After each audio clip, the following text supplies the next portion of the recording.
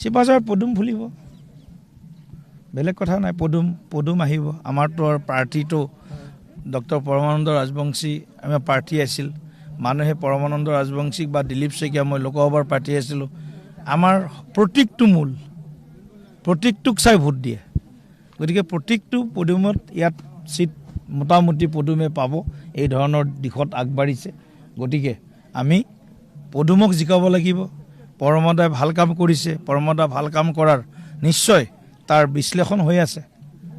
আৰু যদি কিবা পকত বেয়াও কৰিছে, অহা 5 বছৰ আৰু ভাল কাম কৰিব। ক'ৰবাত যদি সৰু সুৰা 2-এটা বেয়াও হৈছে, অহা 5 বছৰ আৰু ভাল কাম কৰিব লাগিব।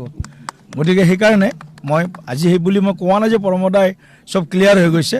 যেতিয়ালৈকে নিৰ্বাচন সমিতিয়ে যেতিয়ালৈকে তেওঁৰ নামটো নানে, তেতিয়ালৈকে আমি ক'ব নোৱাৰোঁ যে পৰমানন্দ ৰাজবংশী ডাঙৰীয়াক মানে টিকেট পোৱা বুলি।